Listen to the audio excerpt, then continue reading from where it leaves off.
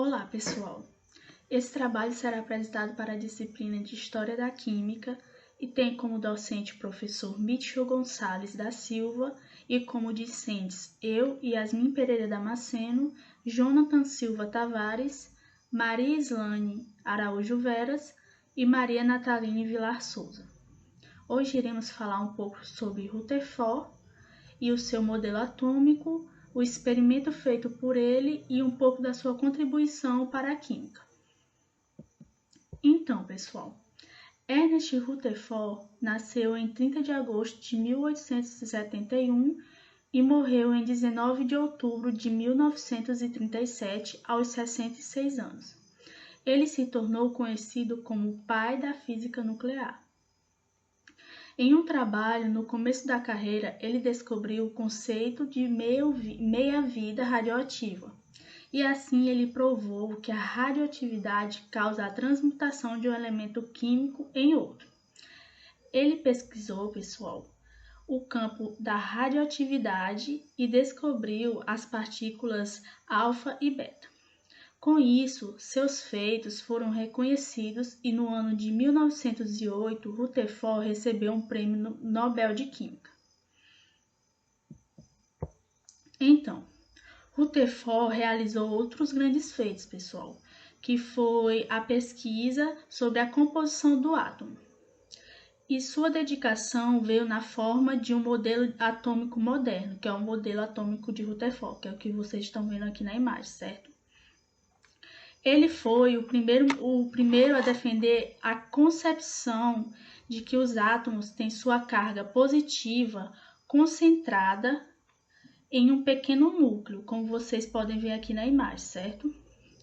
Então, Rutherford apresentou no ano de 1911 um modelo atômico no qual foi reconhecido e batizado de átomo de Rutherford, que é o modelo que vocês conhecem atualmente como modelo de Rutherford, certo? E vocês vão conhecer mais um pouco sobre ele à frente. O modelo trazia a forma planetária, onde o átomo ficava envolto por elétrons, ou seja, por eletrosferas.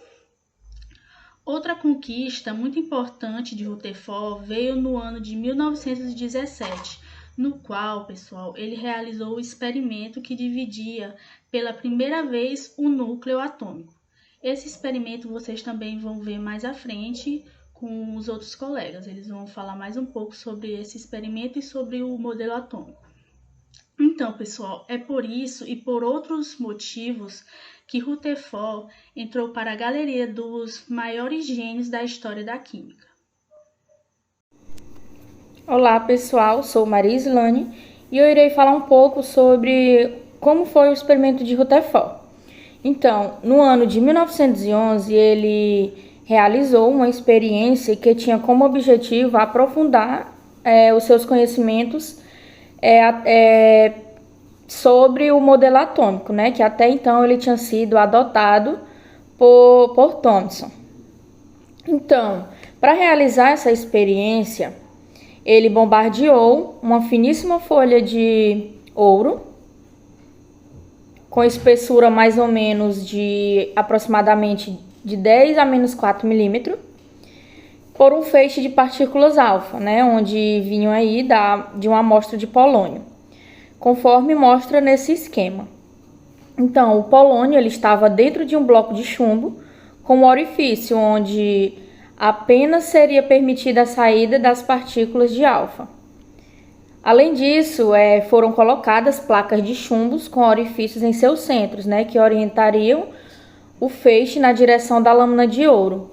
E, por fim, colocou atrás da lâmina um anteparo recoberto de sulfeto de zinco, né, que é uma substância fluorescente, onde era possível visualizar o caminho percorrido pelas partículas alfa. Ao final desse experimento, Rutherford ele notou que a maioria das partículas alfa atravessava a lâmina, ou seja, não desviava e nem retrocedia. Dessas partículas alfa se desviavam e muito pouco se retrocediam.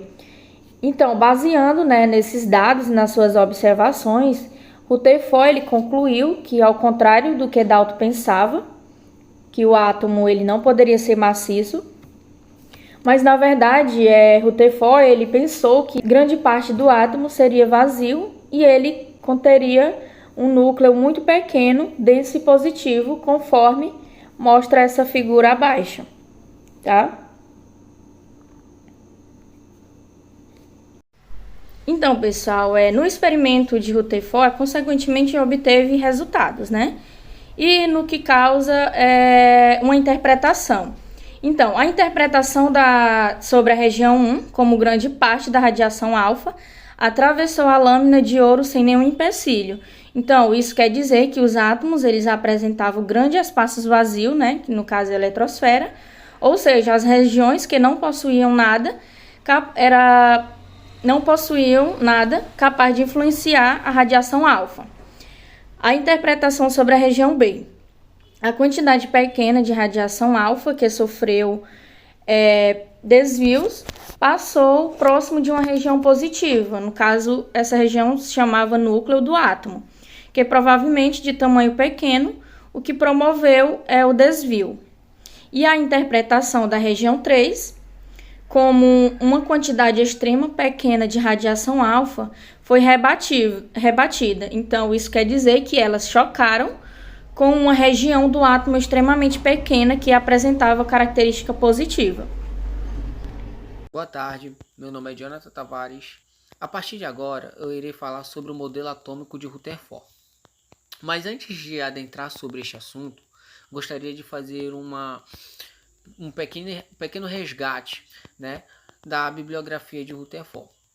Lá no século XIX, Rutherford começou com algumas pesquisas. E uma dessas pesquisas foi justamente com o urânio, tá?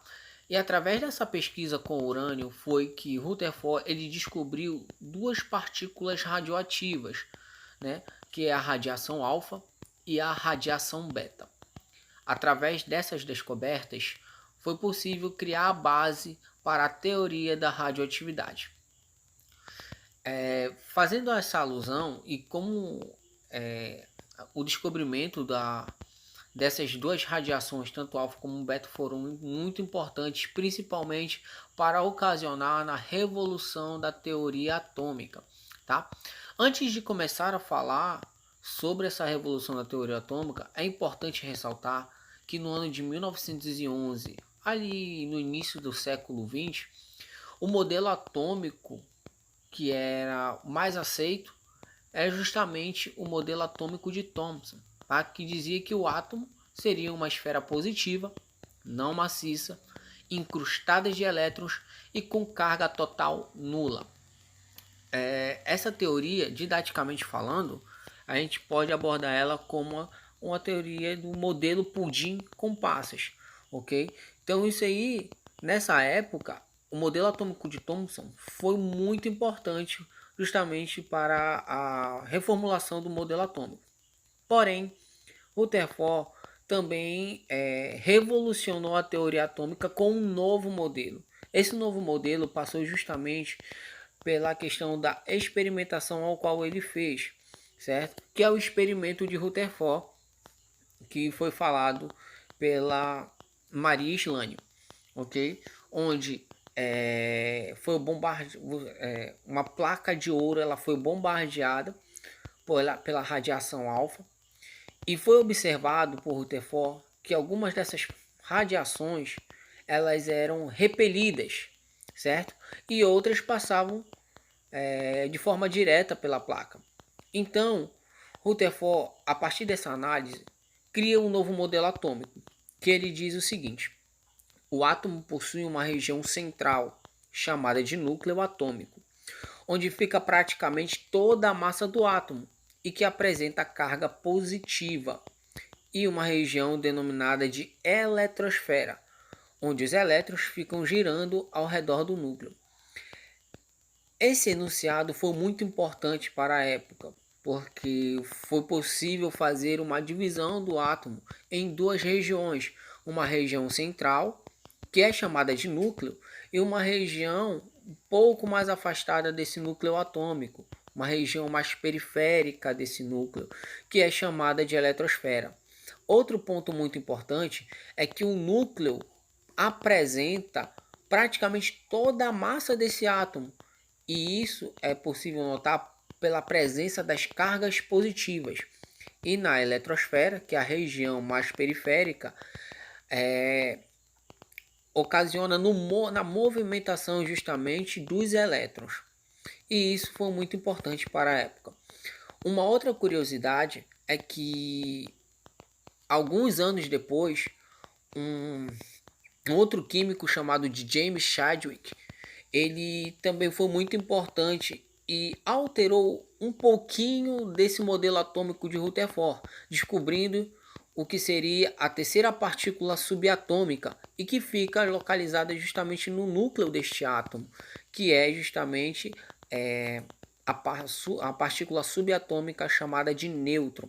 Então, a partir daí, o núcleo, que é a região central, ela passa a ter as partículas positivas e partículas neutras, e na eletrosfera acaba tendo as partículas chamadas de elétrons, ou seja, as partículas negativas.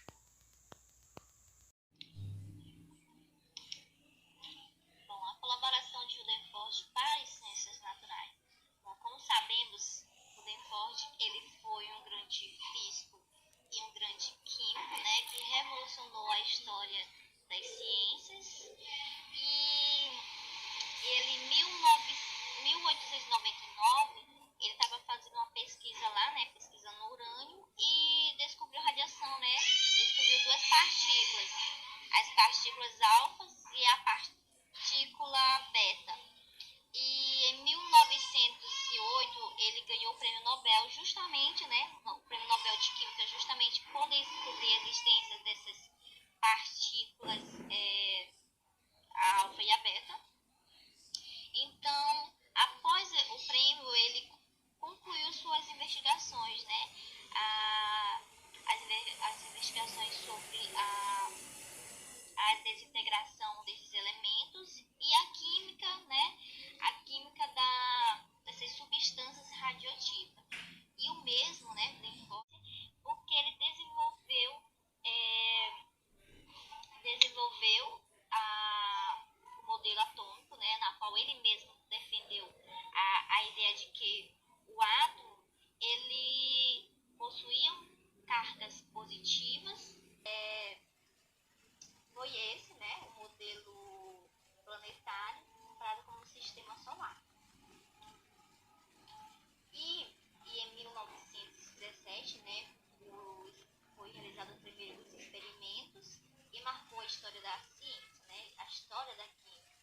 Foi uma revolução muito importante, na qual Rutherford ele conseguiu, né, dividir o átomo, a divisão do átomo, né, mais precisamente do núcleo.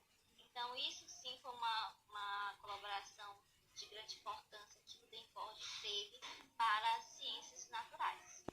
Então, pessoal, como vocês estão vendo, né, esse cara, ele foi um grande físico e químico, né, trazendo várias colaborações aí para nossa vida, e consequentemente ele marcou a história, né, por ter sido um cientista indispensável para a evolução da ciência e reflete diretamente na vida de todos nós. E por muitos vários outros motivos, Rutherford entrou para a galeria dos maiores gênios da história da química. Então é isso, pessoal.